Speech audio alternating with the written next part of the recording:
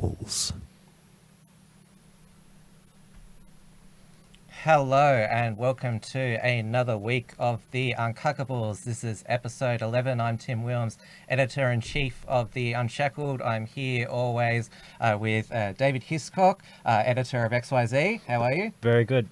What a week. What a week. Well, definitely what a week. And we've got for his first time on the Uncuckables the author of Pushing Rubber Downhill, which is also republished on the XYZ, Adam Piggott. Welcome. G'day guys, and for everyone, I'm going to be lagging a bit because I'm in the USA, so just put up with that. But great to be here, thanks Tim. And it's, yeah, I understand it's 5 a.m. there, so you've gotten up nice and early.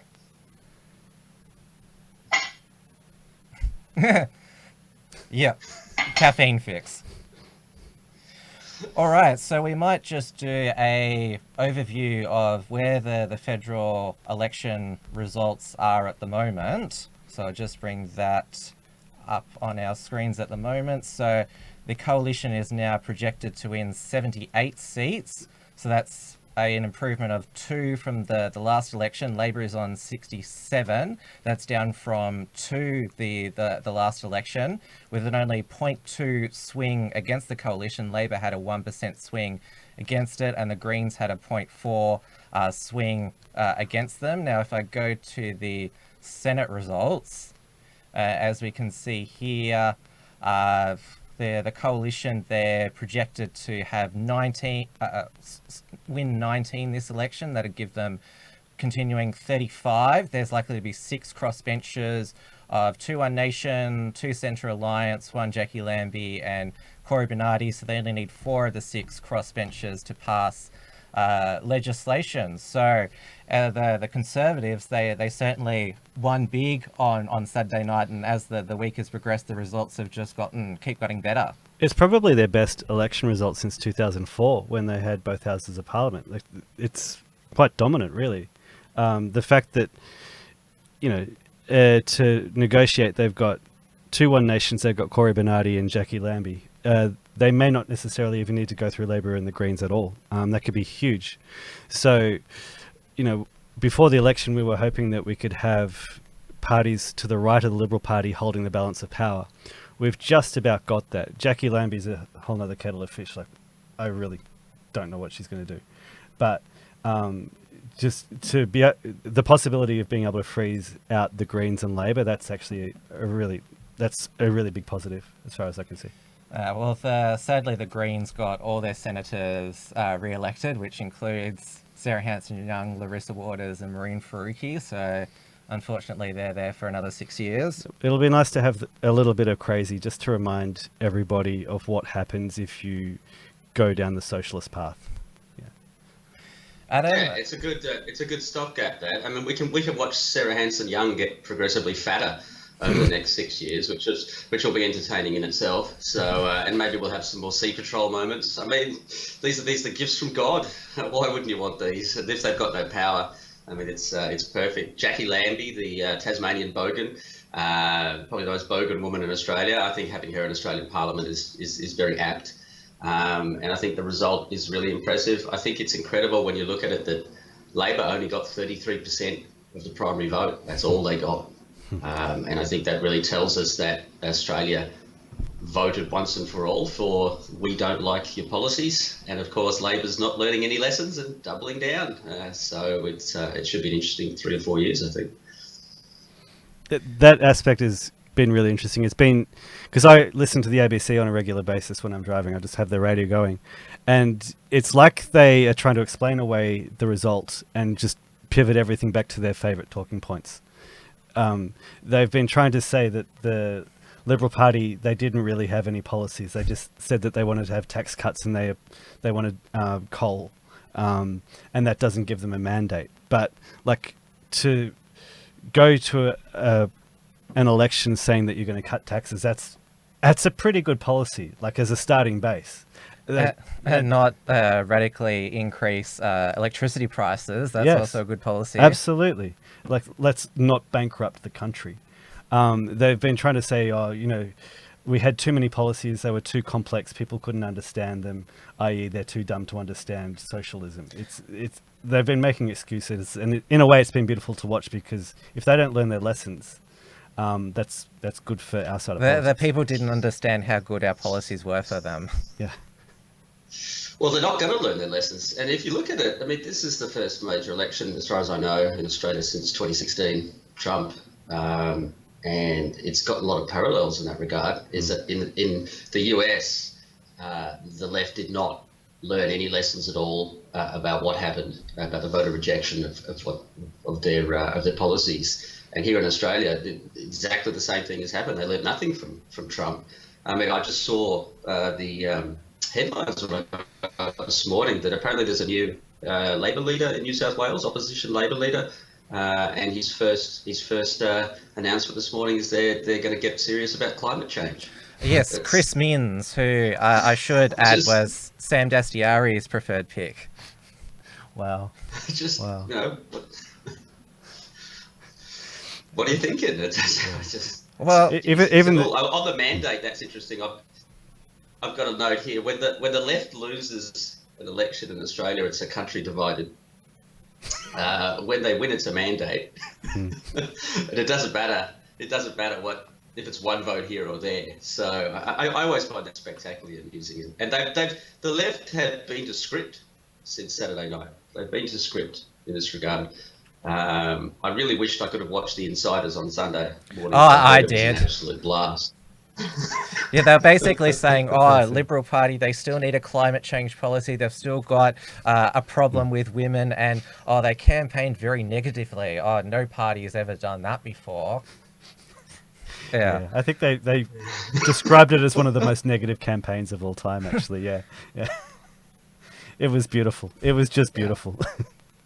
I think because is it Chris Bowen, the former Shadow Treasurer? He's pulled out of the race to be the new head of the Labor Party, and when he was sort of trying to explain away the fact that it was his policies that had been like some of the biggest turnoffs of the electorate for the Labor Party, he said, there are a number of policies that we didn't talk about enough, like a death tax. A lot of people have been talking to me about a death tax. He's doubling down and wants to tax the dead. Yeah, well, Chris Bowen, he was never going to, I think, be a serious contender, basically, because how can you have the guy who's in charge of tax policy, which the voters rejected, then be the leader? I remember after the 93 unlosable election for the Liberal Party, Peter Reith resigned as Shadow Treasurer because he said, well, voters rejected my policies. Principles. Yeah, but there's no... Is it a race? Is it a race for the... Sorry, guys, is it a race for the Labor leadership? I don't think we're allowed to use that word, actually.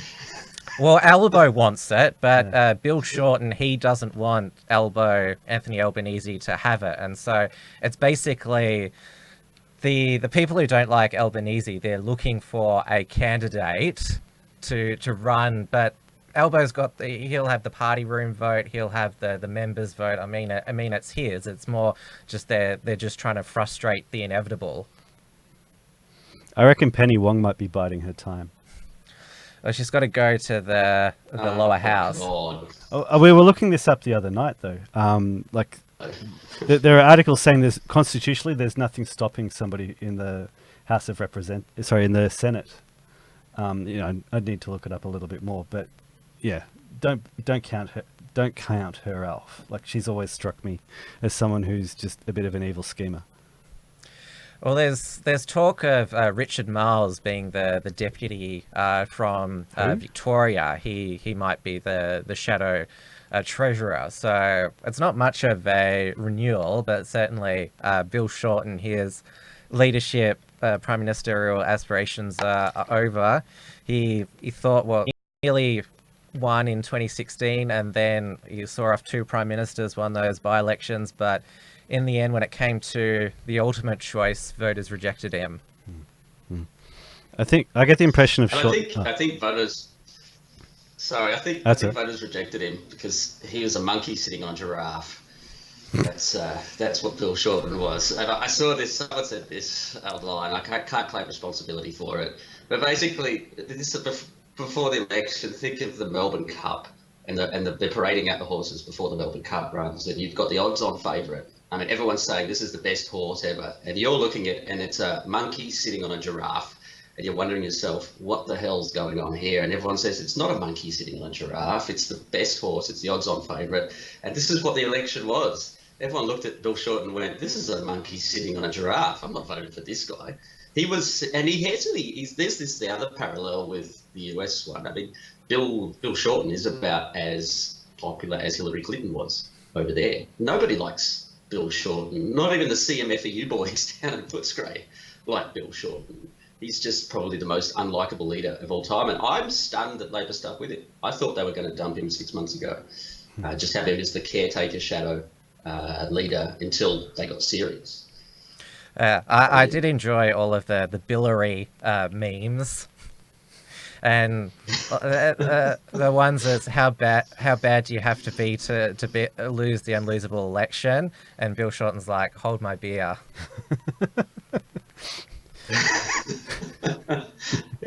Yeah. He never recovered from the jogging thing. I mean, his nickname was Tits Shorten on the areas that I was having a look at. That's all anyone referred to. Well, he went. Can't recover from that. Yeah, he went jogging on election day in that shirt which said "Vote for Chloe Shorten's husband," and it wasn't just his tits; it was his gut as well. And sort of, if that's the image that voters like when they're leaving home to go to the polling booth, like that's your prime minister. Yeah. There's a great shot in the article about the woman who's accused him of raping her. There's an old photograph of him from that Labor youth camp, where he's like holding up his arm, just because he's a wanker. And like you see him, and he's just this scrawny little thing with these tiny little arms. And like I look at him, that photo of him now, however old he is, and he's still got those scrawny little arms. He's just got this gut and these tits. He's not a man. I think Chloe Shorten's going to be dumping Bill faster than a hotcake also, because he was her ride to the top, and that elevator's stopped. In fact, it's broken and it's going down fast. So watch Chloe get off. Would have been a rough Sunday getting out of bed. He's on the couch already. He must be on suicide. He must be on suicide watch. There's no doubt. I mean, come on. His whole life was building up to this one. Apparently, he hadn't even written a concession speech. He had to write that one on the fly. Well, at least like he did better than Hillary. At least he got up and said it. I'll give him credit for that. Yep, he didn't hide in his hotel room drinking vodka. I mean, yeah. I might just turn the video feed off. Because this is lagging a lot on me, and I'm having trouble with you guys. Okay. All right. So, can I do that? Yeah. We've got your book. No one wants to see me at 5 o'clock in the morning anyway. So hang on, let's go here. Yeah. There we go. There we go. All right, let's see if it works a bit better. Another reason why this is similar to Trump in 2016 is that the left learnt nothing and they blamed it all on, racist, bigoted, selfish, greedy, xenophobic, homophobic, misogynist, whatever. Name it, whatever. Yeah. Climate change deniers. Have I left one out? Probably. Yeah. And there were some epic celebrity meltdowns. Racist. Yeah. Michelle Laurie, she was one. Jane Caro, Clementine Ford. It's so funny. It's all these feminists who wanted Bill Shorten to be prime minister. I love that that Yasmin's been talking about, like, when she walks down the street, people don't openly like abuse her, but she's worried about what people are thinking. Like this is a chick who wants to police people's thoughts. That's similar to Gillian. What was her name? Gillian Triggs, was it? Gillian Triggs, yeah. Governor General. The Australians are allowed to say what they want around the dinner table. Yep. Yeah. What about the other thing interesting for this is the polling companies, because I mean we all said after 2016 and Trump that, no one would believe polling companies again. And then after Brexit, we said no one will believe polling companies again. I mean, surely after the Australian election, no one will believe polling companies again. And did you guys have some thoughts about why they were so off? I've got a few. Well, the reason why polling has traditionally been accurate in Australia is because we have compulsory voting, and so everyone who is polled has to vote. Now, I thought probably the ultimate test of the polls was the marriage law postal survey, because that was our first voluntary vote, and every poll had yes ahead by a significant margin, and I always thought this was going to be the big test for the poll, because everyone was saying, we won't know until the results are announced, and it was 61% yes, 39% no, and I was sort of like, wow, the polls in Australia were right. And so that's why I believe the polls at this election, because even in that uncertain election, the postal survey, they were still right. That's why I thought they were right this time as well. The thing about a federal election, and with especially for the lower house, is that you can't actually accurately predict the way that preferences are going to flow. Because I've scrutineered in the past, and I've seen the way that people put their number 2s and 3s. Like, they'll vote for Liberal first and Green second, or they'll vote for Labor first, but then they'll go for they never do preference polling. They always base it on the last election. Yeah, and that's the biggest error. They just assume that people are going to preference the same way, and because there was a high One Nation Palmer vote, it seemed most of those preferences went directly to the LNP. So here we're looking at sort of technical reasons why the polling companies could be off. It would be interesting to know how many people sort of kept their real opinions close to their chest, because we talk about the way that the right is portrayed, and in the last 3 years since Trump, it's only got worse. And the ABC has been trying to talk about the Liberal Party being the party of racists and homophobes, you name it. You were going to say something, Adam? Yeah, I was going to say that, the polls now rely on mobile phones. Yep. It's not landlines anymore. So if some millennial from a polling company is calling you, he knows your address and name based on that mobile phone number. And I don't think people are giving the correct answer if they're going to vote for the right. I think they're saying undecided or something like that, or they'll say they'll vote Labor just to not have that stigma attached to them. I don't think people actually trust it anymore. If someone calls it up, I'm from Gallup, on your mobile phone, who are you going to vote for? You're going to vote One Nation. I don't think people are saying it. Absolutely. I've got to say that my faith in the unpredictability of polls has been restored after the gay marriage plebiscite, because after the gay marriage postal vote, because that was the thing that threw me as well. That was why I still had that element of doubt. That's why when I saw the polls, I was worried. It was an interesting conversation that we had, you and me, Adam, before the election, because when I was thinking about it afterwards, I was thinking about I was struggling to give you a straight answer about which way I thought the election was going to go.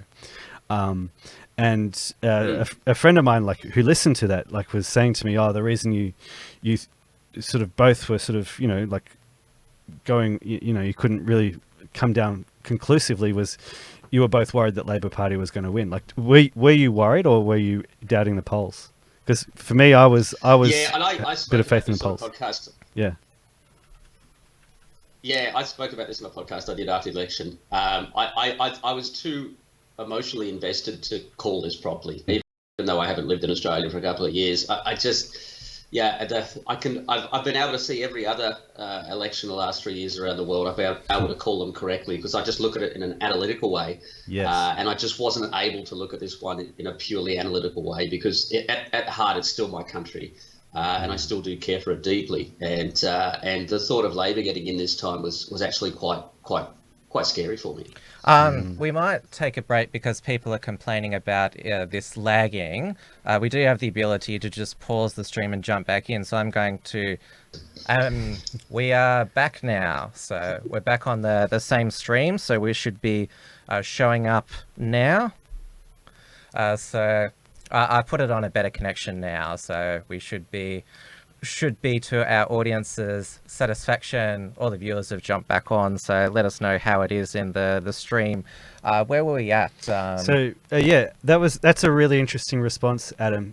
Just to recap, I was talking about the fact that in the podcast that we recorded before the election, we both struggled to really come down conclusively one side or the other on who we thought we were going to win. And that's a really interesting observation, that you were emotionally invested in the outcome. Yeah, I just, looking at it post-election victory for the coalition, it's just so clear. I mean, the Labor Party, I mean, let's get this straight, Liberals did not win this election. They did not win. Yeah. And for Labor to run around saying that the Liberals ran a hate campaign is ridiculous, because what I could see, the Liberals didn't run a campaign. All they did was stay out of Bill Shorten's way and let him mouth off. That's all Liberals needed to do on this campaign. And looking at it after the election, it's very clear why the Liberals won. I mean, voters rejected that. Well, I don't think we're back online. It still says stream offline. Oh, really? Yeah. Really? Okay. Yeah.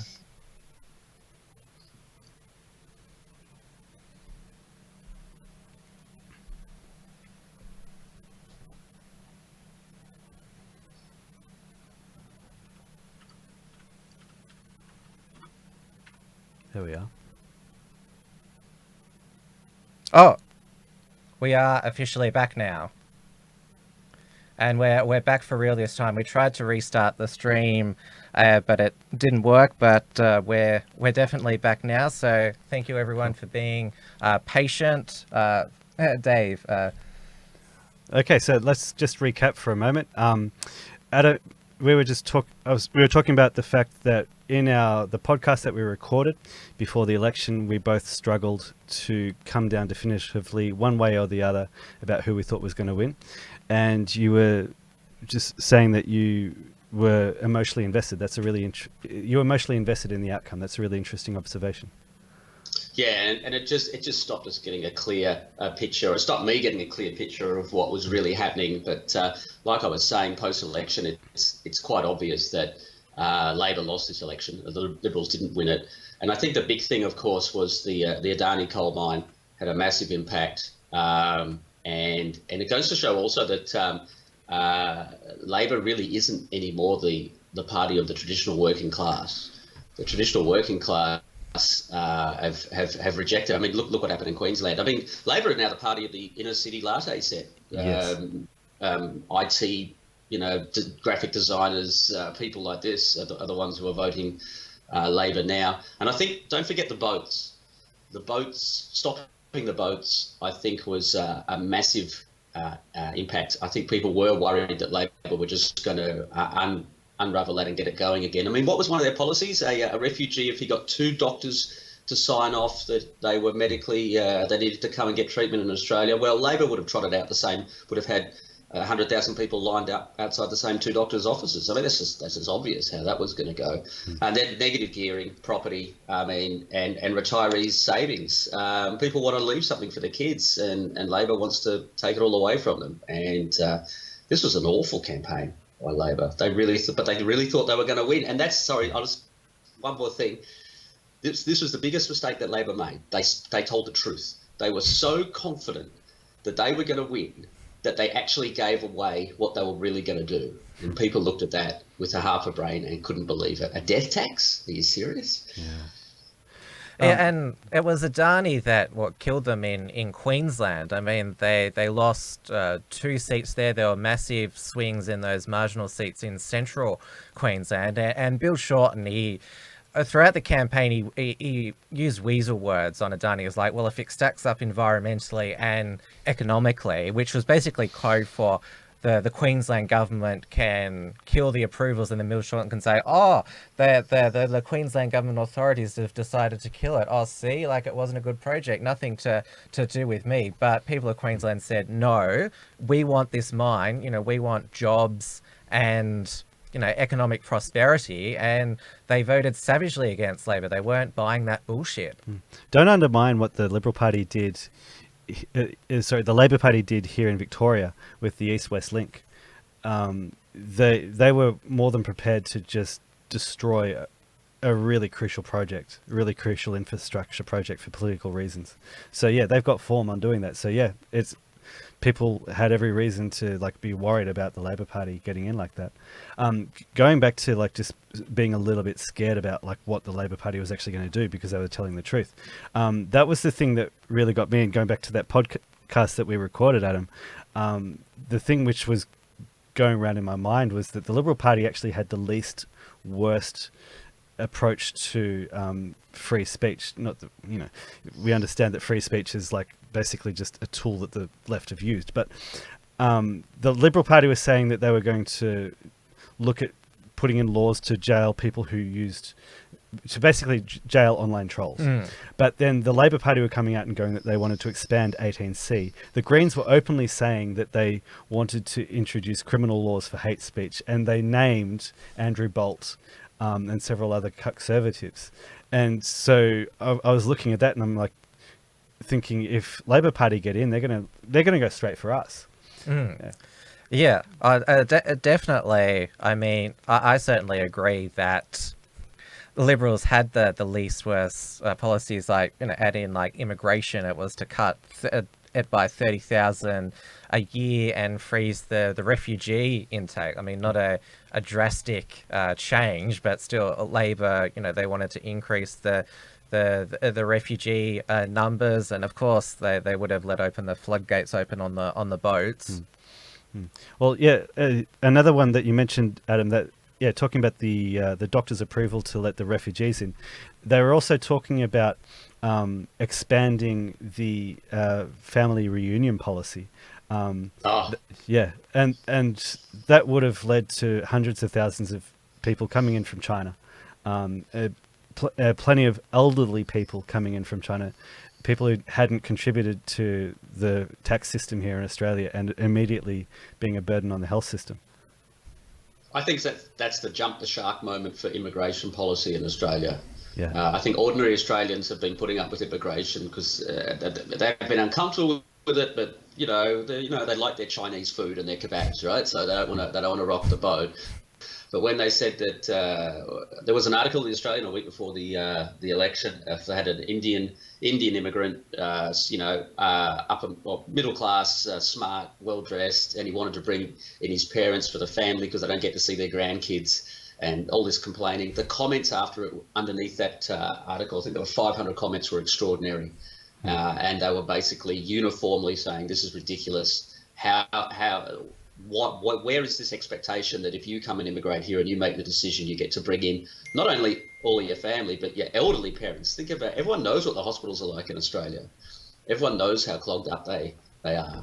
And everyone knows that these people would go straight onto social security in Australia, and we would pay for them.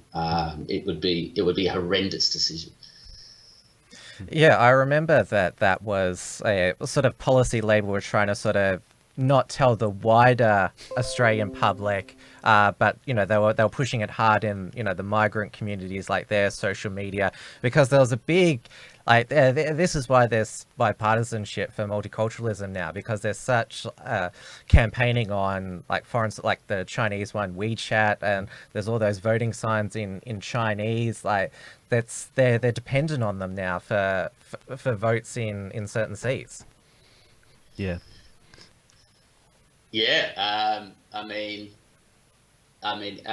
seen on conservative blogs that everyone's crowing about the fact that Chinese and Indians voted conservatively and how wonderful that is. So suddenly immigrants are good, and it's just like, well, I really don't know what to say to that. Immigrants are bad unless they vote for us, and now we're good.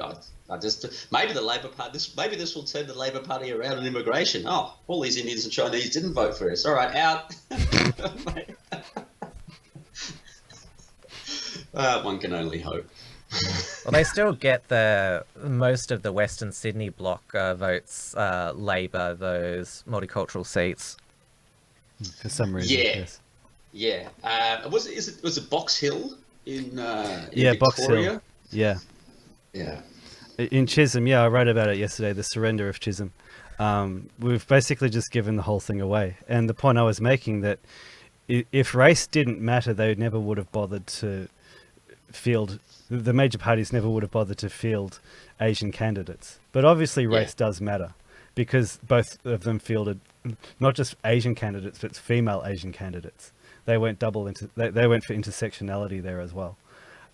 So I'm surprised that Labor didn't run a female lesbian candidate.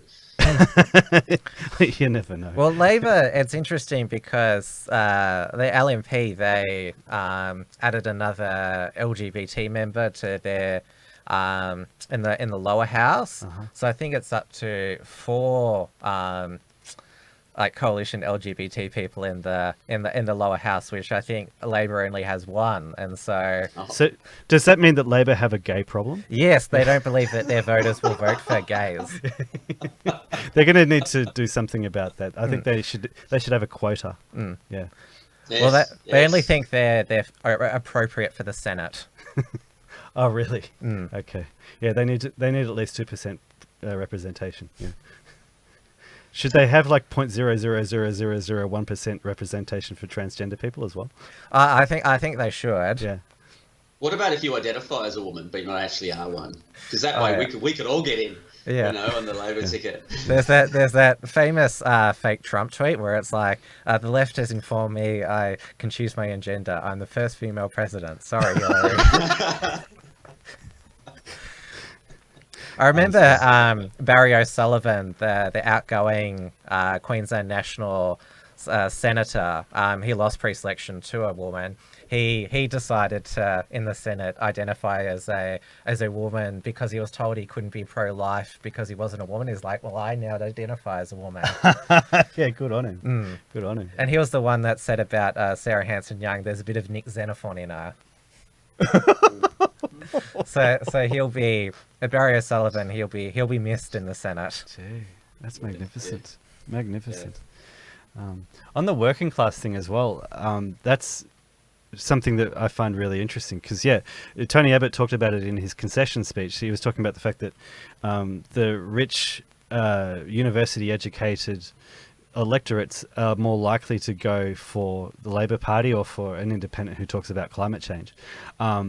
If there was a class war in Australia today, it may not necessarily make Australia more left-wing. It would likely get rid of a lot of the left-wing constituency. Tony, let's not forget Tony Abbott. Yeah.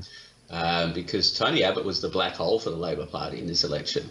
Tony Abbott, because the left, of course, are completely obsessed with Tony Abbott. He's their great bugbear, and he sucked in all of their resources. I mean, how much?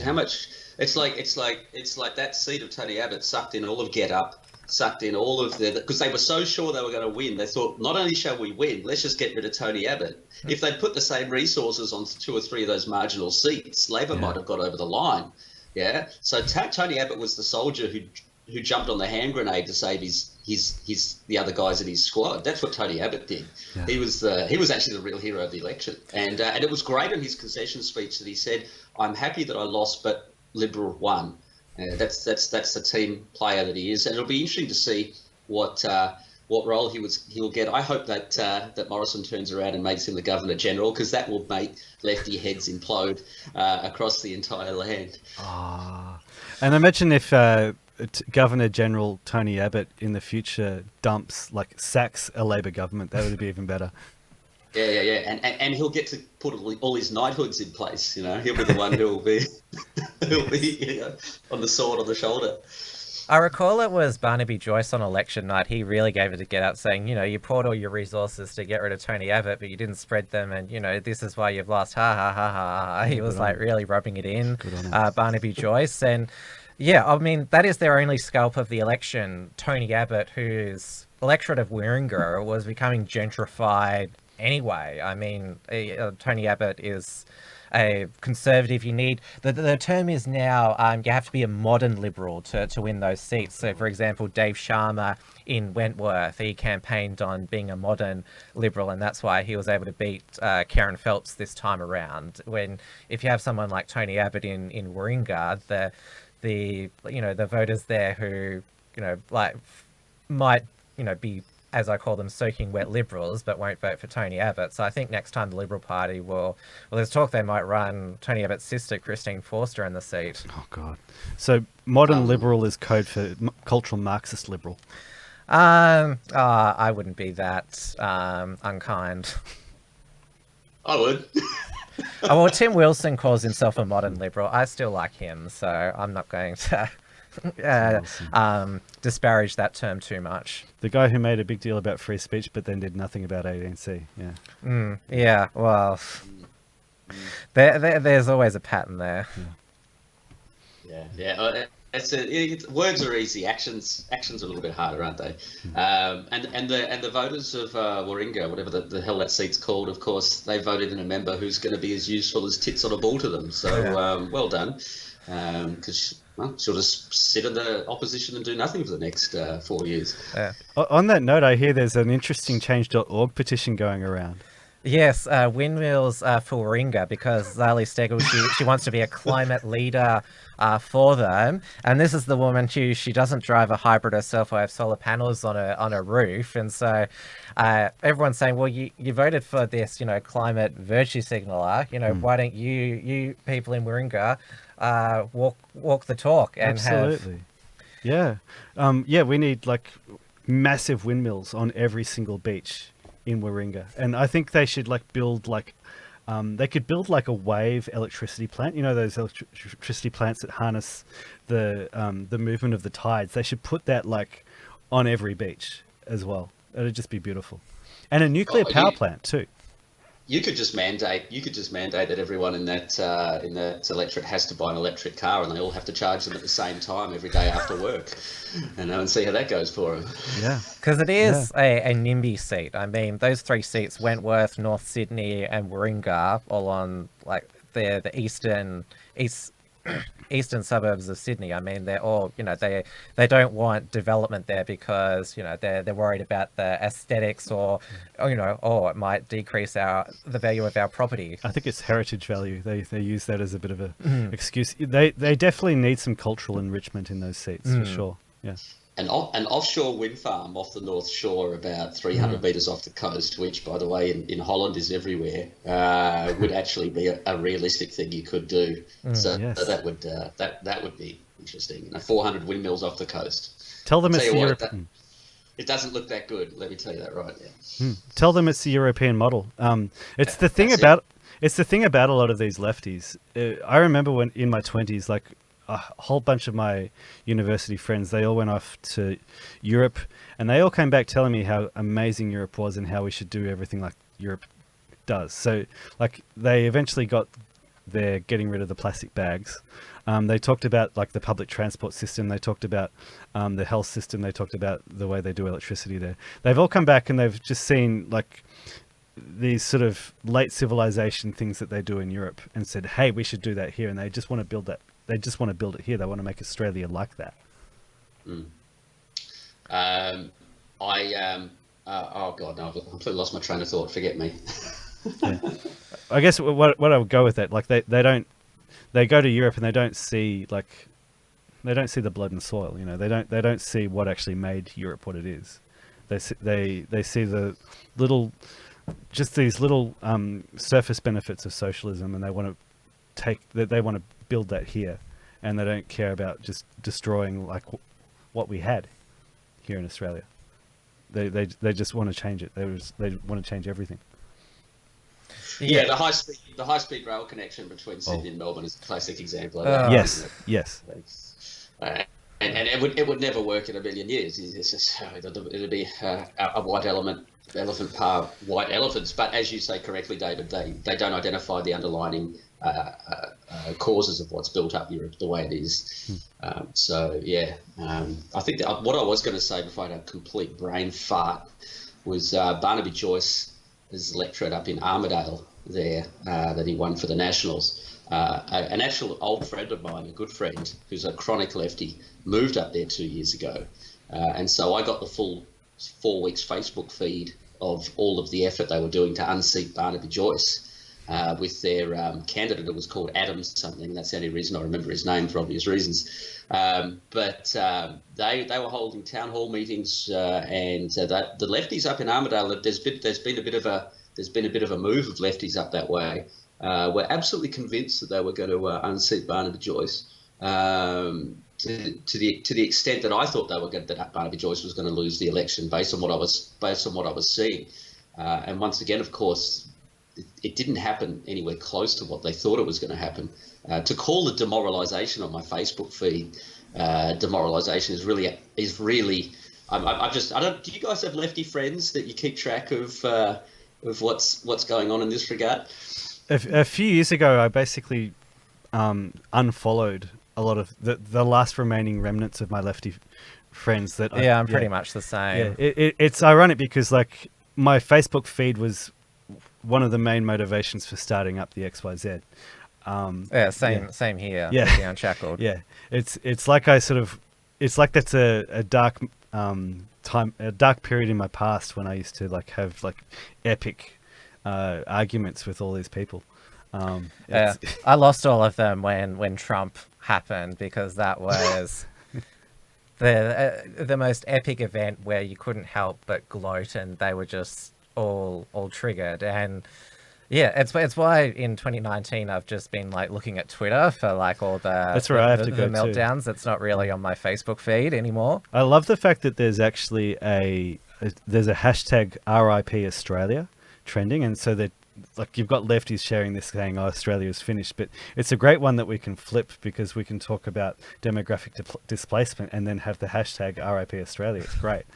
Well, they want to move to New Zealand, apparently, the New Zealand migration website, because they all love Jacinda Ardern, her strong leadership after Christchurch, banning the guns. She's a modern woman, and it's like, why can't we? And was it Lisa Wilkinson who said that a re-elected Scott Morrison should be like Jacinda Ardern? Oh, wow. I'm sure all the lefties want to go to New Zealand so they can get their clitorises cut off. Like that's the way it's going to be. Like in a little, not long period of time. Like if Jacinda Ardern keeps going.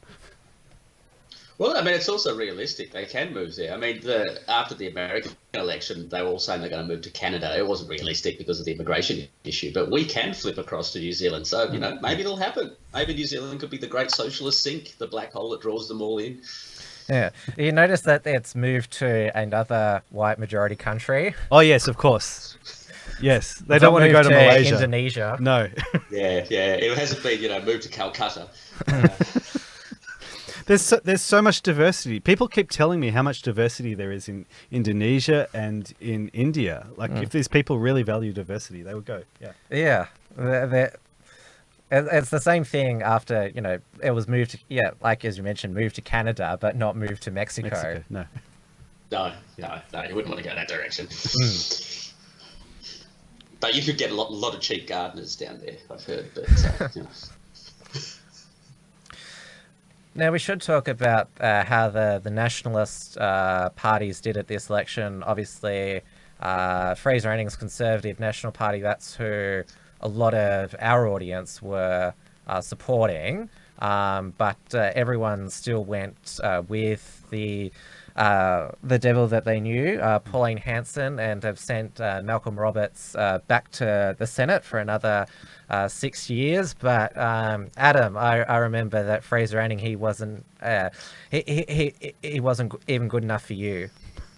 That's a dig, isn't it? That's an attempt at sticking the knife in the guts. Well, I thought I'm really disappointed that Fraser Anning did not get in. I think Fraser Anning would be probably one of the best politicians in Australia. I'm not sure if that's a compliment for Fraser Anning or not.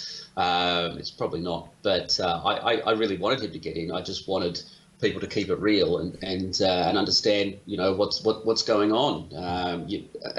Once again, there's actions and then there's words and then there's actions. And Fraser Anning talked a brilliant game about how Australia needs to stay white again. I'm on his Facebook feed and I saw all the memes that they were putting up about photos of Australia in the early 1970s. Why can't we go back to 99% Australia? And then he runs an Indian candidate, and I just had to call it out. I had to say, well, you're saying this, but you're doing this. I fully expected him to have as many women as he did.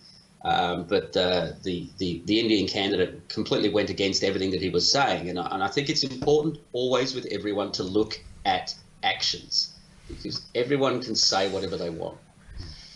The way I see it is that the Indian candidate Paul Taylor, he was already here, and he likes Australia, wants Australia to remain as it is. He's here, and so it's best to utilize him to our benefit. And he hadn't just been a random person that Fraser had chosen. I mean, he'd been a rise up candidate in the past, and you have to remember that there's so many base Indians and Sri Lankans. I used to work with one. Like they're pretty good, and I think like they are pretty like trustworthy when it comes to a lot of them protecting Australia's identity. They can be as base as they want, but they're not Australian. And I don't care. I don't care I don't even care if they're born here. It's gone so. Look, this would have been your argument. Would have been fine 20 years ago. Would have been fine 25 years ago. But it's gone so far in the other direction now that it's unacceptable. And Fraser Anning positioned himself as being against this. If Fraser Anning hadn't positioned himself against being against this, I would not have called him out on it. But he positioned himself against it. Okay, and then he did the opposite. And if you do that, I'm going to call you out. I don't care whose side you're on. I'll do it every single time. And it's this thing about immigrants. Oh, you know, they're a good Indian or they're a good Chinese. They're our Indian. They're our Chinese. It's still unacceptable. And I tell you what, if push comes to shove in 20 years' time, and it's now the country's 51% Indian, I can guarantee you where your so-called based Indians are going to be voting. Are they going to be voting for the Indian party? Absolutely. People vote along racial lines and religious lines first, and that was the president of Singapore that said that, and he's absolutely correct. All right, and a few based ones here and there. It doesn't add up when things really start get moving. And that's shown in the actions of the Labor Party and the Liberal Party, and that was the point I made yesterday, that was the reason why they both ran an Asian candidate in Chisholm, because if they hadn't, the Asians would have voted for the Asian candidate. Exactly, and I'm pretty sure there'd be quite a few, in inverted commas, based Chinese in that electorate, right? Obviously they were, because of the numbers that voted for the Liberal Party, but it still doesn't go away from the fact that they're going to be voting for the Asian candidate every time. Well, it's definitely, I think, in Chisholm that the major parties shouldn't feel that they have to basically surrender the electorate to migrant groups. I mean, like they're not like it's not a contest where you're having like based voters to use that terminology. I mean, the major parties have fed into basically the identity, cultural politics. I'm talking about something different when I'm talking about based Indians or, based Vietnamese. Well, I mean, also look at the fact that all the Chinese are in those areas. I mean, they haven't spread themselves out, have they? They've got their own enclaves. That's where they are. Yeah, I don't dispute that, and I don't think that's a good thing. We're not going to disagree on that. But that's the reality. That's what I'm saying. Yeah, and you might get a few. You might get a few that go against that general trend. You might, and that's what I mean by based. Okay, but I know this Indian guy, and he's really good, and he's a hardcore conservative, and that's all great. But when the numbers get to where they are, you have to look at what the majority does. Yeah, and grabbing an Indian and going, yeah, but he's our Indian. All right. Well, doesn't really work. Here's an interesting one. I find that Indians will use the argument about how they have an affinity to British culture because they've got a similar experience of British colonialism to what we do, and so that's the reason why they want to live in a country which has British heritage like Australia. The problem I have with that argument when I hear it is like, well, why don't you move back to India and lobby for India to be retaken over by the British Empire? Like, if you love Britain so much and you are and you have that attachment to like British colonialism, make India British again. Like there's Well, I would say that India is becoming quite British again. I mean, it's gone through a vast modernization. I mean, there's vast developments. I mean, they're becoming quite wealthy. It's becoming their middle class is becoming more skilled, and so I definitely think that India itself is on the right track, and that's why I don't see it as a threat, because it's a vastly developing country, and it does have that British colonial past. well, So they're developing economically, and part of that is due to due to the influence of the British Empire. But the point of this is that like if you value British heritage so much, become actually fully British again. Like I find it as an excuse to actually just want to stay here. Like it doesn't matter if we're being replaced by people who are trying to kill us, or if we're being replaced by people who are literally angels from heaven. Like if demographic displacement is wrong, and that's what we're trying to stop here. I think you also need to read some history books. If you study the expulsion of the English from India and what happened between the 1920s and the 1950s, and you look at some of the newspaper interviews back from that time, the Indians didn't just say to the English, you know, we just want to do it ourselves now. I mean, they actively hated the English. It was a hatred that you've got to see some of these articles in that time period to believe. I remember one particular article where it was a couple of a famous Indian and a famous Englishman. I can't remember exactly who it was, but basically the Englishman said to the Indian, in an interview, how can we be friends, the two of us? And the Indian said, go home. Okay, so if you're saying to me that India thinks they're becoming more British again just because they got a bit of wealth, well, Britain doesn't have a monopoly on wealth. I'll tell you that right now. So that doesn't mean that they're going British in any way, shape, or form. It's absolutely irrelevant, and I personally think yes, they should go home to make their country even better. Why should we suck out the good ones? Why should we Africa pools its resources, a little African country that manages to train 50 doctors that aren't complete imbeciles, and we take all of them. I think this sort of stuff is the real racism and really ridiculous. Well, going back to like you're talking about like the Indian party, like it's going to get to a stage, and yeah, when you do have like massive waves of immigration at one time, there's no incentive for integration and assimilation. But I've just described what's happening in modern India, and as you both know, I'm not a white nationalist, and so if I see more Indians in Australia, like obviously, like if we have more of other races, it's going to change the thing. But I just like when you said like the Indian party, it didn't strike fear into me like the Muslim party or the China party. Like that would be more of an alarming party that people were going to vote for rather than the Indian party. I just want to make the state for a fact that I'm not a white nationalist either, at all. Okay, what I am is an Australian nationalist. And there's a big difference, because by saying you're a white nationalist, you imply that I want more Frenchies in the country, okay, or more Germans, or more Dutchies, or something like this. I'm an Australian Christian nationalist, and what I want is for the people who built this country to be the people in this country, and that is Anglo-Saxons from the British Empire. But as far as Polish people goes, I couldn't give a shit. And white people are not the same. And it's the same in India. India is riven by factionalism.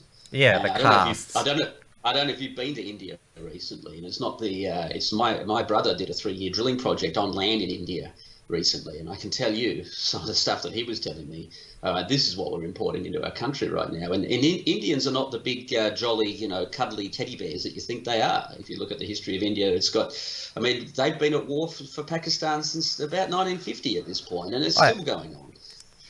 Any race has its capability of being savage and being brutal and being violent. I mean, that's not unique to India, Pakistan. I mean, white people have fought against each other in Europe quite a bit over the years. I'm not saying they're perfect, but like they're definitely better than, you know, I've always had the concern that, you know, immigration from the Middle East and North Africa, that's what we should really be alarmed at, and sort of you're getting into the realm of puritanism where we're saying like, right, we can't have, you know, Chinese and Indians here either. I found both of you guys live in Melbourne, right? And I lived in Melbourne as well until I moved from there a couple of years ago. I would literally get on the train from South Yarra into the city, and I'd say 80% of the carriage was Indian. I'm sorry, it's completely unbalanced. I don't care which race you are. I'm not. By the way, I'm not seeking some Puritan Australia. It's just got so far out of whack. I think where Australia is literally the frog that's boiling in the pot of water while it's pointing to Europe, saying, "Oh, look at all the immigration going on over there." I was stunned at Sydney when I left, because I hadn't been to Sydney for quite some years, but I had to drop in there to see a friend, and I may as well be in Hong Kong as far as I call going around downtown Sydney. It's insane. That's why I see talk of assimilation as a bit of a white elephant, because we're not talking about assimilation anymore. We're actually talking about demographic displacement. Like when you look at, I think that of the major demographic cities, displacement is alarming when it's happening at such a rapid pace, where it's not just a matter of demographics, but the culture is changing, the language is changing, as we're seeing in Chisholm. Like that's the key thing for me. If it's happening at a rapid pace and it's happening so quickly that people are arcing up and actually going, "Hey, we've got to do something about it," then that's not so bad. For me, I worry about the frog in the boiling water. I worry that we're not actually going to be able to get people aware of just how serious the issue of demographic displacement is, because it's happened. If it happens gradually and people think, oh, well, you know, like they look around and they still see that, you know, they've got football and cricket and they've still got people still speaking an English accent, an Australian accent and all that sort of stuff. And so they think, oh, you know, well, everything's going to be okay. Like whether demographic displacement is fast or whether it's slow, it's still demographic displacement. Yes, and don't forget, I mean, let's take Pauline Hanson from 20 years ago, quote unquote, "We're being swamped by Asians." Everyone ridiculed her. The whole of the country ridiculed her and laughed at her and all the rest of it. And I think at the time I did as well, because I was an idiot, you know, lefty in my youth. And, you know, we've all been there. And she was absolutely right. And we know that clarity now. Well, David and I, let's call us the Pauline Hanson now 20 years later. We're saying the same thing, all right? What Pauline Hanson said came to pass. And it's the train is on the tracks. It's going, the next stops are what we're talking about. Whether you like it or not, that's the reality. You might not care about race, but trust me, when push comes to shove, race will care about you, and you won't get a choice in that.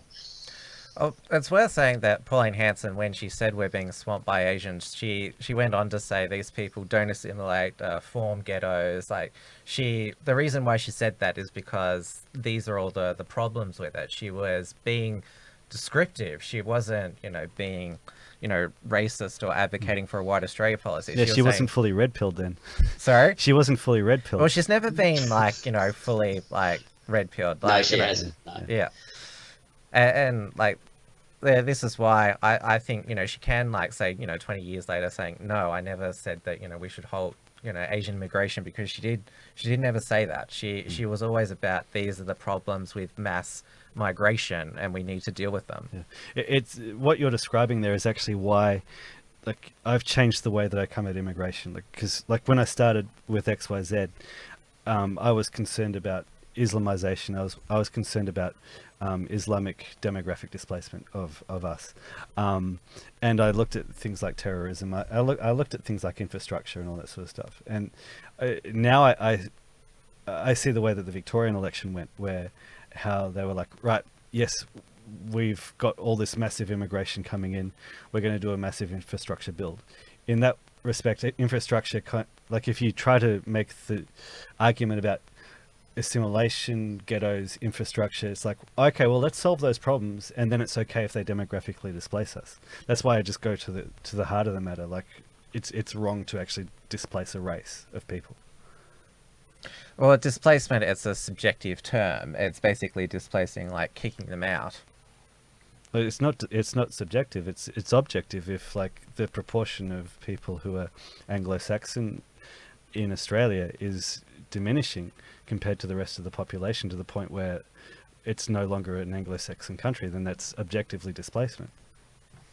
I disagree with that terminology because it makes it sound like it's a violent, like that there's like displacement is used like when there's like a civil war or like a actual genocide going on where people have to flee. Hmm. So if like Australia, if when the British came to Australia, and say the Aborigines, like there'd been absolutely no conflict whatsoever between Australians and Aborigines, but then the Aborigines over the course of a couple of hundred years got completely bred out of existence, so that there were basically no pure blood Aborigines, no Aboriginal culture, no memory of them whatsoever. Would that be okay, or would that be violent? Well, I think there's a lot of Aboriginals today who say that we believe that like white settlement, European Australia, that's who we should emulate. That's not the question that David's asking, Tim. That's So not the question that David's asking. Let's say Jews. Like if it got to the point where like Jews were completely bred out of existence, where they let go of all of their culture. We forgot who Jews were. Like there was no Jewish language in the world. If it was all done peacefully through intermarriage and just forgetting and just replacement with another culture, would that be considered a genocide? If it was done peacefully. A lot of that has also happened through choice. Like it or not, there's white people who've decided to marry into other races, breed with other races, or have like no children at all. So you can't really call it a violent displacement if white people themselves have participated in this demographic decline. But what if white people have been convinced that there's nothing wrong with that when actually there is? What if white people have been? Yep. What if white people weren't given a choice in the matter? Australia has never been given the opportunity to vote, have a say in this level of immigration. No. But they've certainly got a choice in how they live their lives. Yes. Up to a point. There's other areas in Melbourne that have been taken over by Middle Eastern enclaves that you feel happy walking around at the moment. Do you feel happy going down to St Kilda Beach and having a nice encounter with your local Sudanese gang member? I mean, it is affecting your lives. Do we like our trains being completely what I was getting at there is that white people have like a say in how the demographics change. That's what I was saying in terms of their own reproduction and own choice of partners or not. So it's not completely imposed. You will get that choice until it hits 51%. So you're saying like whites won't get to marry other whites? I tell you what. You all you have to do is look at the history of the human race, where this has happened time and time and time again, where an incoming population has asked to come in for whatever reason. The resident population has said sure, and everything goes well until the numbers get to a certain point, and then it all goes to crap. I mean, that's the history of the Roman Empire, by the way, and letting the Goths across the Rhine because 300,000 of them were fleeing from the Huns. That's what happened, and then Rome got destroyed from the inside. I mean, just look at history, and you can go all the way down the line, and it happens time and time again. What makes you think that we're different? What makes you think we're special? Mate, what makes you think those rules don't apply to us?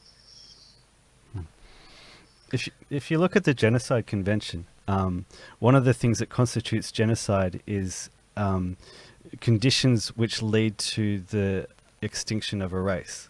So it doesn't necessarily mean that a genocide doesn't necessarily mean that a genocide has to be violent. A genocide can be non-violent. I still don't consider the situation we're in as genocide. I mean, what's happening in South Africa, where white farmers being murdered, displaced, discriminated against in employment, that's a white genocide. Mhm. That is an actual one. Yeah, and what's look how quickly it can swing, eh? Because 20 years ago, those same white guys were in charge. it was also a violent place back then as well. Actually, I've got quite a lot of contact with South Africa since our family have a holiday home in Cape Town, and it wasn't like that back in the 60s and 70s before the left stuck their noses in. I can tell that right now. Same with Rhodesia. Rhodesia is one of the nicest places to live in Africa. You upset the balance. You change the balances of power. I mean, if we have immigrants that get to a certain population point, they're not going to sit back and go, "Oh yeah, we'll still let the whiteys run stuff." It's not going to happen. I'm not saying that there is a radical demographic shift happening in Australia, and it's happening too rapidly. I'm not disputing that, but I think that both of you take it too far the other way and saying like, right, we need to make sure there's as many like non-whites or as Adam you said, like traditional Australians. That I just think it's too restrictive. We don't need to go back that far. How far should we go back? Or we should just cut like immigration right back from $190,000 a year to like just start at 10,000 for the next 5 years. I don't understand why we need any immigration at all. Why do we need more people coming into Australia? Why it's a simple solution. You just say, right, we're just going to drastically reduce immigration, and then you don't need to consider all these sort of racial questions. Yes, you do. You've still got a lot of people in Australia. You can't get away from that easy. Tim, I wish it was that easy. I wish it was. Okay, we have fundamentally changed the fabric of this country. Fundamentally, if we have the both parties in this election campaigning in Chinese, we have fundamentally changed the fabric of our country. All right, and you have to face up and see that, and you have to try and look 10, 20 or 30 years down the line and how it's going to go. And with the pace of change that's happened, these people are not sitting at home not having babies. And if you look at Europe, the generations that have given the most problems of immigrants have been the third or fourth generation. All right, that's what's happened. And if we're looking at Australia going, we love Europe, and all of in Belgium, all of the terror attacks have been done by third generation immigrants. I am reading the comments, everyone, as they're saying here. What are they saying? Oh, they're saying, Tim, you're not listening. You need to listen to Adam more. I have to say, because we should wrap this up. This has actually been a good conversation about race. Adam is way more articulate than you and Maddie together. Especially a drunk David who goes, "This is why we have to talk about." Yeah. This has been a much. And it has been a bit of a segue because we are talking about the federal election, aren't we? And there is more stuff about that. What is Fraser? Anyone? Have you guys had any contact with Fraser? What are his plans? Is he going to keep his party going? No idea at this stage. Has he made a statement yet? I don't think so. I've basically sent just a message to say well done and thank you to them. I have a feeling Fraser and he might just be catching up on a little bit of sleep. Yeah. Yeah. I mean, he's 69.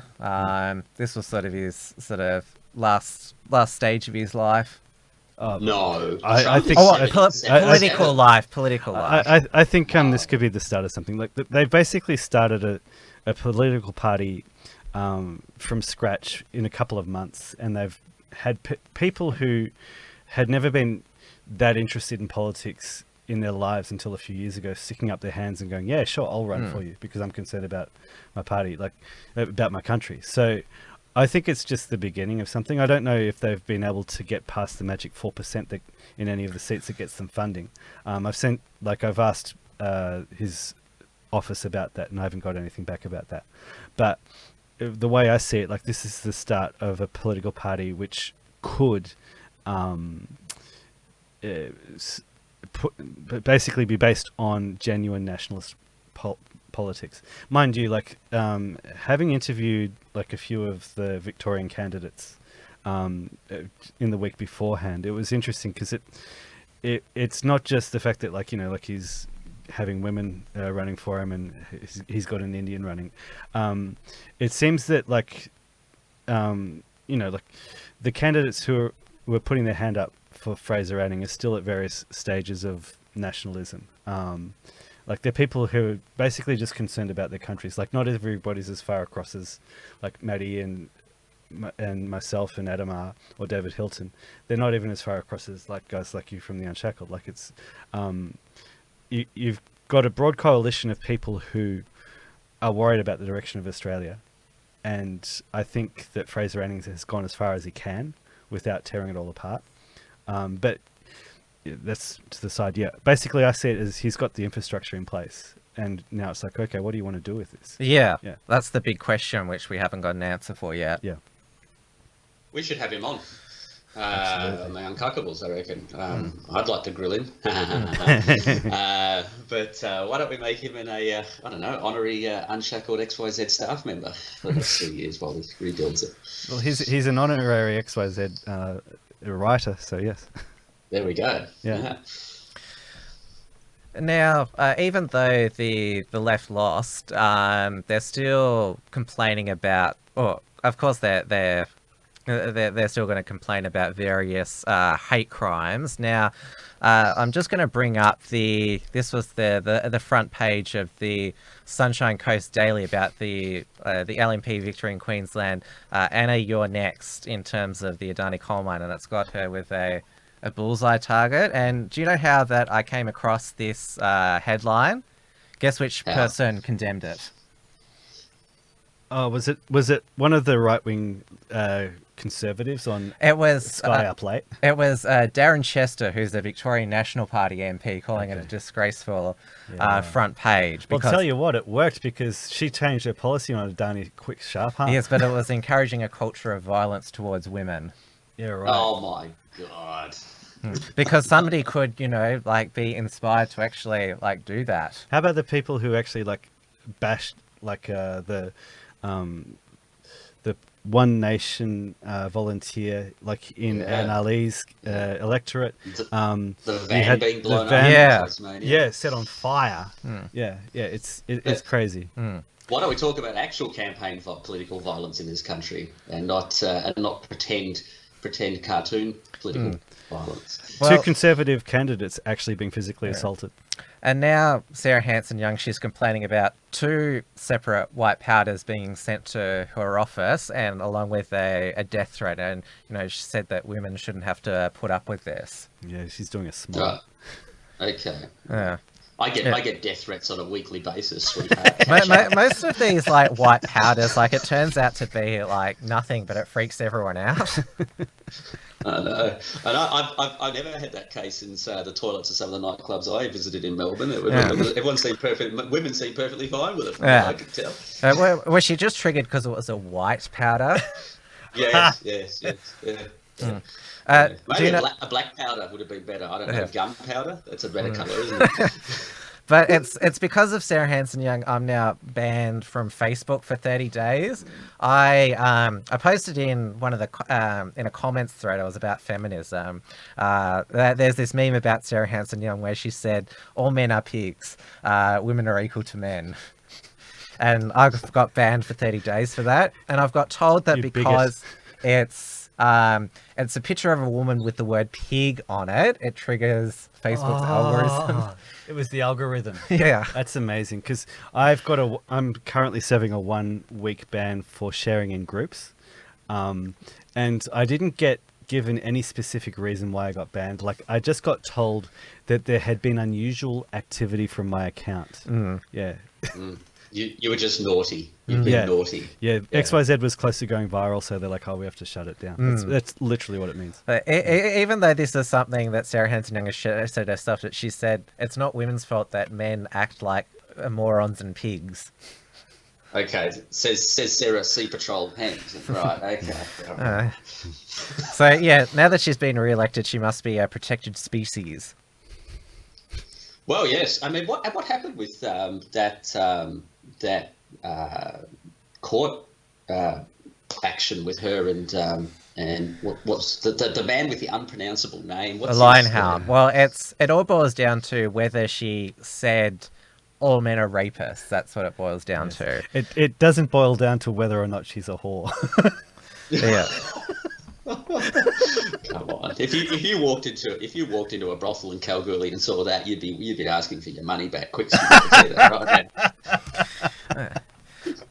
Now we've spoken about, real political violence, not the fake political violence we were talking about. Obviously, it began in Australia with the egging of Fraser Anning, which was cheered on. Then that bush pig tried to egg ScoMo. Then we had the Tony Abbott volunteer stabbed, and the One Nation van torched. Well, it spread over into the UK, where they're because the UK still has to go through the European elections, because Theresa May the Parliament hasn't agreed on a Brexit agreement, and so they're having to go through this all over again. And so the left are obviously still triggered from the Brexit referendum in 2016, so they've started throwing milkshakes at Leave campaigners, and this started with Tommy Robinson, a milkshake being thrown at him. I'll just bring it up here. Where is it?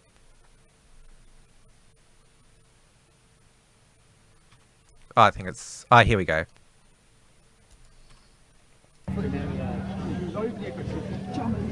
Oh, there he is. He's holding the milkshake. Just know what's going to happen here. Whoa. Oh, there it is. That's what you get for being a fascist! Fuck off! You fucking Nazi prick! So that's it off the... Yeah. Wasn't a chocolate flavour, obviously, was it? Yeah. They saved that for the based Indian nationalists. So then Sargon of Akkad, he got hit with 4 milkshakes, and then there was a tweet sent out by Burger King in the UK. Dear people of Scotland, we're selling milkshakes all weekend. Have fun. Love Burger King. Hashtag just saying. Someone replies saying, because Tommy Robinson is up there, maybe. No comment. And they tried to retract this just after it. They said, "Oh, we didn't mean what you're saying. We meant." And everyone then said, "Well, what did you mean exactly by having fun?" Now, when Nigel Farage was visiting Scotland, they actually banned the sale of milkshakes. But when he was in Newcastle earlier this week, there was a security failure, and he got milkshaked, as it is called. Let's have a look at that.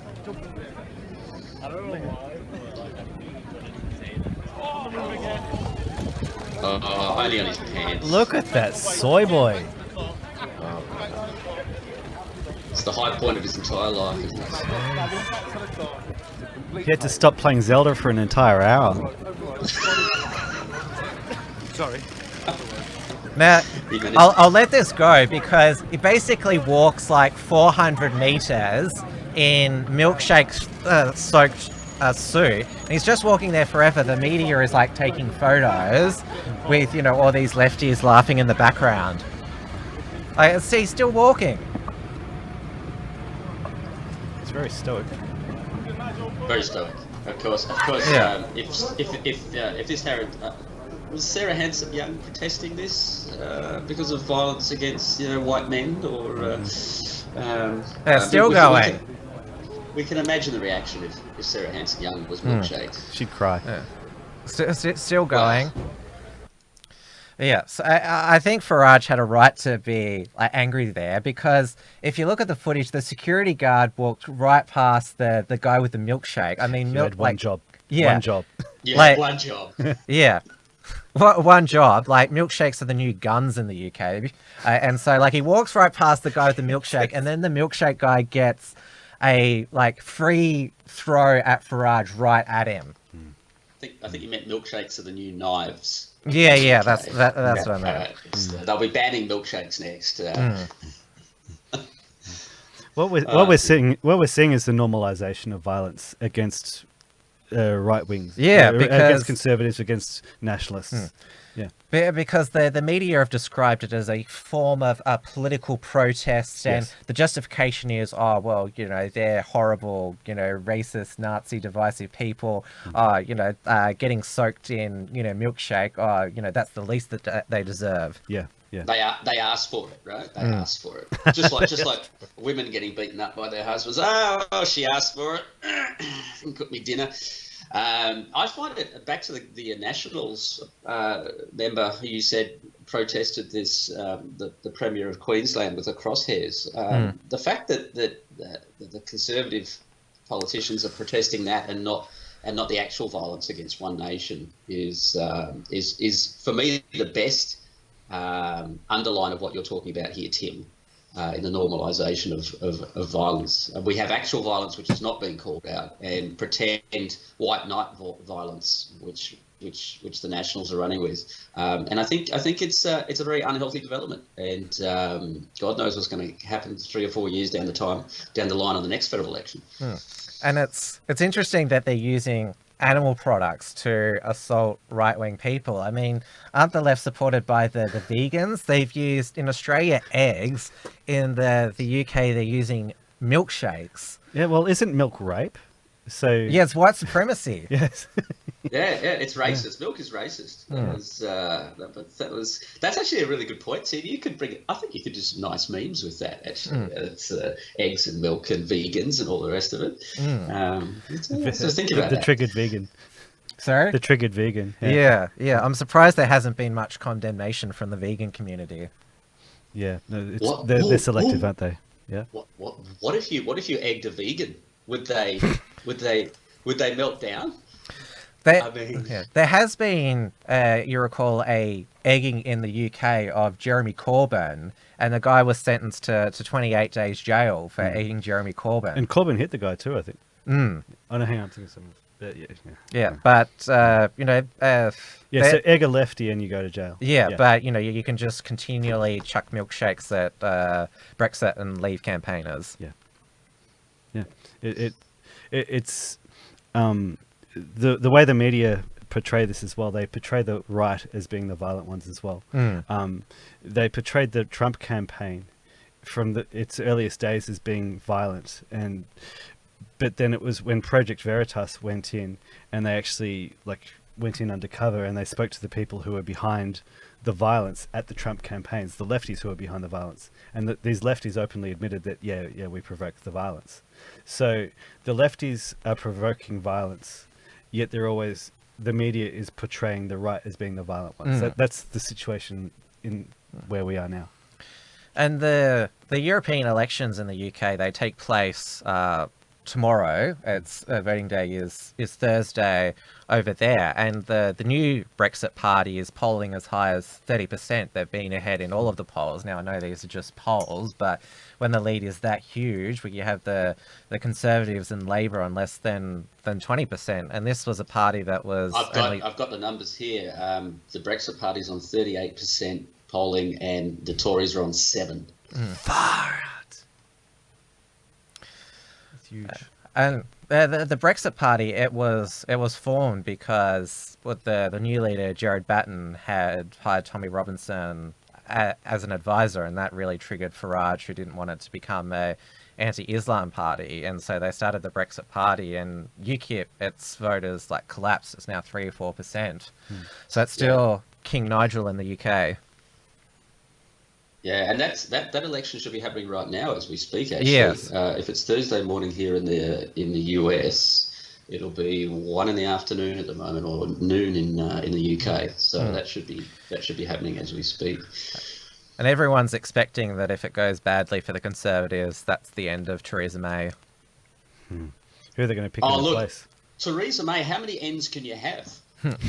I mean, this woman's not quitting for anything. I mean, when she's dragged out, there'll be fingernail marks on 10 Downing Street. This woman's not leaving. Come on, guys.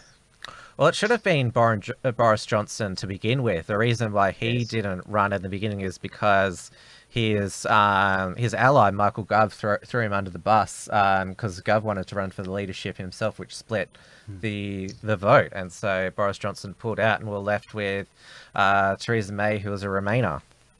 Yeah. I'm actually going to be writing a piece today on this, and the fact that there are a lot of expatriates, British expatriates living in Europe, who are now campaigning on the Remain as members because they don't want to be kicked out of the countries that they're in. And there are a lot of immigrants in the UK, like Poles and that sort of thing, who are doing the same sort of thing. And I just find this quite disgusting, especially as someone with a British passport living in Holland, that you're going to put your own personal circumstances so far in advance of the good of the nation.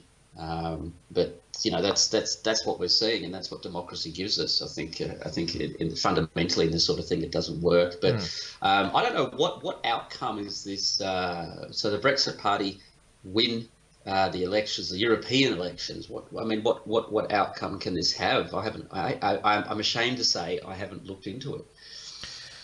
If the Brexit Party does get as many votes as it's polling, like, they should get the message now, the British Parliament, Brexit means bloody Brexit. Yeah, but in an actual political power sense, with the European elections, what will this mean? Will it have any tangible result?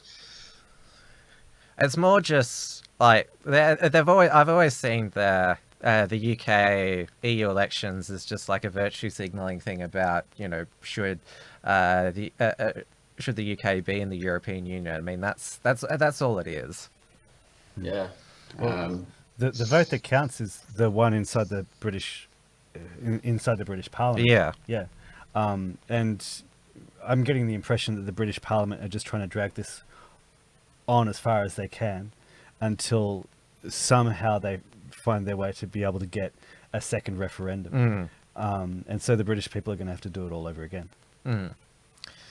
And if the polls are any indication, they're pretty pissed at the state of things. Yeah, I don't think that this second referendum, even if they held this, they'd have to rig it to win, because everyone who voted Brexit is not changing their minds, and there's been a fair few, from what I've read, Remainers who are changing their minds because they're so disgusted at what the British politicians have done to them.